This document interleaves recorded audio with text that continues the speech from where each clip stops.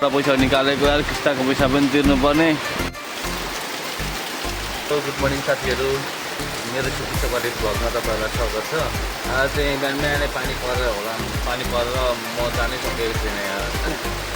भर्खर नयाँ सिटी ल्याएको केही गरौँ कमाउँ भनेर होइन। हेर्नु न यसरी पानी परेपछि त मान्छे पनि आउँदैन होइन, काम गर्न पनि सकिँदैन क्या। अब कस्तो गाह्रो क्या, हेर्नु न पानी परेर बिहान रातभरि पानी पानी परेछ यार। पानी परेर वाक्क आइसक्यो, अब कहीँ जानै सकिँदैन पानी परेर। हेर्नु न त अब यहाँ पानी पऱ्यो, यस्तो पानी परिरहेछ नि, रातभरि पनि पानी पऱ्यो। बिहान त रह्यो हुन्छ नि होइन, अब रहेको छैन। हेर्नु न अब के गर्नु, यसरी पानी पऱ्यो भने त लास्टै गाह्रो हुन्छ। लास्टै अब काममा जानुपर्ने, सिटीको पनि पैसा उठाउनु पर्ने यार। किस्ताबाट पैसा निकालेको यार, किस्ताको पैसा पनि तिर्नुपर्ने।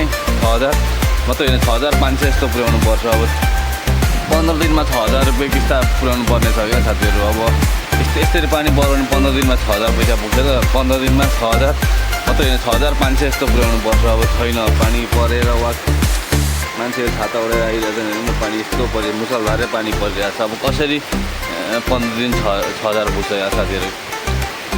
गाह्रो भइरहेको छ यार, के गर्नु बिहान उठेर जानु पऱ्यो भन्दाखेरि हो पानी पो अस्ति रङ पानी परिरहेको छ ल साथीहरू।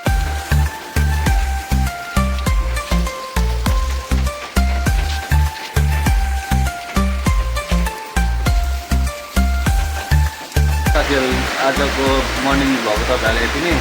आउने दिनहरूमा नयाँ भिडियो लिएर आउनेछु। तबसम्म मलाई